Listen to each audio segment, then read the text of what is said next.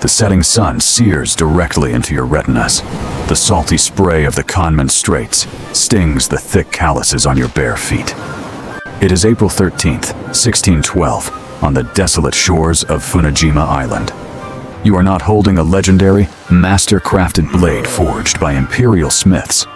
Instead, your fingers grip a heavy, splintering wooden boat oar, hastily carved into a makeshift weapon on your ride-over. Standing just paces away, gripping a terrifyingly long odachi sword that catches the fading light, is the final boss of this era, Sasaki Kojiro. The air is so thick with tension, it feels like breathing in liquid iron. The elite authorities of the Edo period are watching from the sidelines, expecting a pristine, honorable display of aristocratic martial arts.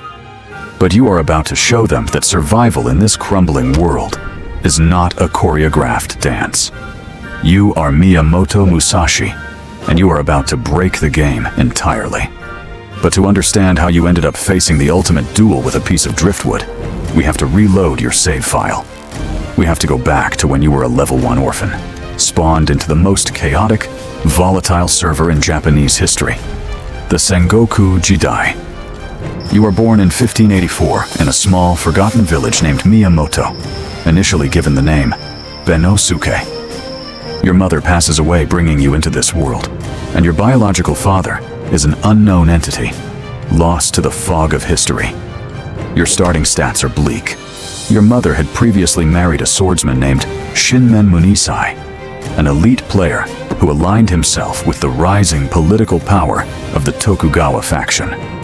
He becomes your stepfather, but there is no gentle tutorial mode in this household. At age 6, after one too many physical clashes with this hardened veteran, you are kicked out of the house. You are dumped into the care of a Buddhist uncle. No clan backing, no royal armor, no inheritance. Just you, a discarded asset, raging against a rigid society structured to keep the elites in the golden castles and the peasants in the mud. By age 12, your physical frame starts glitching past normal human limits. While the average citizen of the era is malnourished by wartime taxes, you are scaling up, eventually reaching a massive height of over 6 feet tall. You do not have the luxury of joining a pristine Kyoto dojo to practice elegant katas. Your training ground is the dirt, the forest, the unforgiving reality of a nation constantly mobilizing for conflict. And then, the first mini-boss appears. Arima Kihei.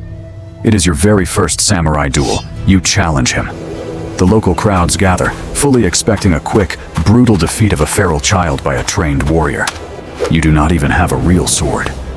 You step into the arena wielding a long, heavy wooden staff. When the combat initiates, you do not play by the honorable samurai meta. You unleash absolute kinetic fury. You swing the heavy wood, strike his weapon from his hands, completely bypassing his elite defenses, and deliver a crushing, concussive blow directly to his head. Kihei goes down heavy into the dust, his martial journey ending right there. First victory achieved. Massive EXP gained. The leveling up does not stop. By age 15, you face Tadashima Akiyama, another high-stakes duel, another opponent permanently removed from the server. You realize that the traditional rules of combat are a restrictive illusion designed to limit potential. You shed your childhood name like broken, useless armor, renaming yourself. You leave your uncle's temple behind forever to pursue the path of a warrior.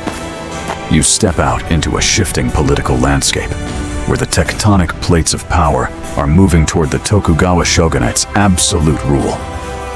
But you do not care about political banners or serving a lord. You are on a solo quest to maximize your stats, to forge yourself into an unbreakable weapon. You pack your meager belongings. You are heading to the cultural capital of Kyoto. You are going to raid the most prestigious faction in the city, the Yoshioka school. The year is 1604, and you have reached level 20. You step onto the meticulously swept stones of Kyoto, feeling the heavy, suffocating political atmosphere of the new Tokugawa shogunate settling over the capital. Here, elite swordsmen walk with arrogant pride, their social status protected by rigid new class laws. You are here to raid the ultimate stronghold, the Yoshioka School, the most prestigious martial arts guild in the city. Your first target is the grandmaster himself, Yoshioka Seijuro. You do not fight him with honor, you fight with psychological warfare.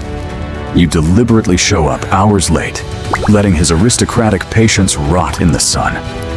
When the combat finally initiates, you shatter his shoulder with a heavy wooden bokken, turning the noble tradition of samurai duels into a brutal, humiliating lesson in physics.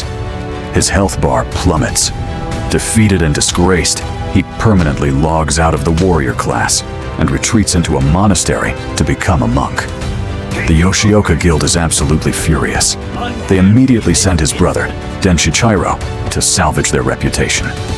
You end his martial career permanently with a single, devastating strike to the head. Desperate to maintain their political influence and lucrative status, the clan props up a 12-year-old boy named Seijuro as the new headmaster. They mobilize a massive army of students, heavily armed with bows, spears, and swords, planning to ambush you and erase you from the map. But you do not walk blindly into their trap. You arrive early. You ambush the ambushers. You strike down the young guild leader. A tragic but mathematically necessary move to survive the encounter.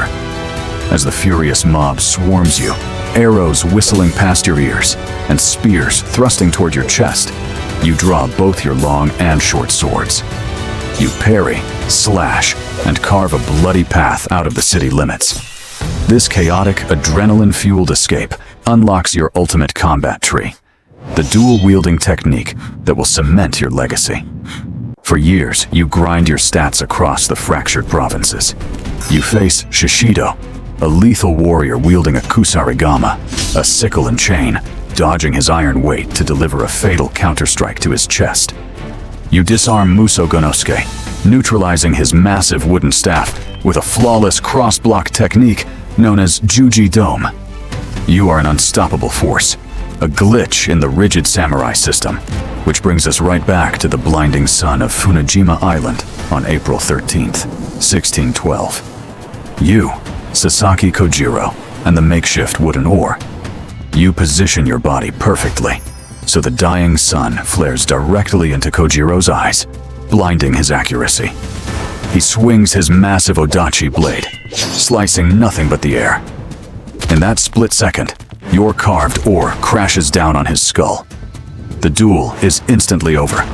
The greatest rival of Miyamoto Musashi lies permanently defeated in the sand. You have reached the absolute level cap of martial arts. But the endgame is not what you expect. You spend the next decades taking on mundane side quests, supervising construction projects, and serving regional lords in a bureaucratic society that no longer values rogue duelists. You claim victory in an astonishing 61 lethal encounters. Yet, the final boss is not a samurai.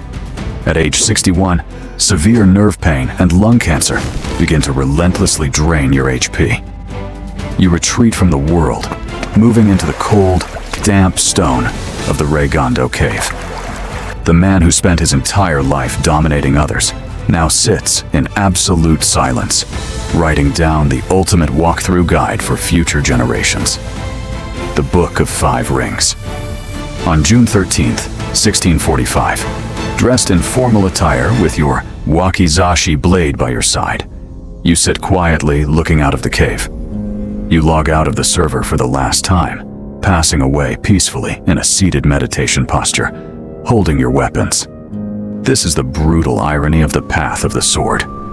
You spent your entire life breaking every conventional rule of warfare, turning yourself into an invincible, hyper-optimized machine of survival. Yet, the man who conquered 61 opponents could not conquer his own mortal decay, ultimately seeking profound, spiritual enlightenment in the darkness of a cave.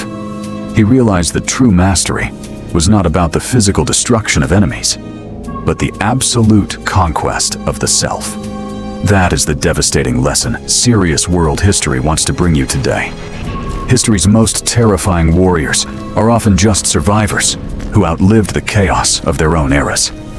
The true enduring legacy of Miyamoto Musashi is not found in the broken armor of his rivals, but in the quiet, philosophical ink spilled across the pages of his final teachings.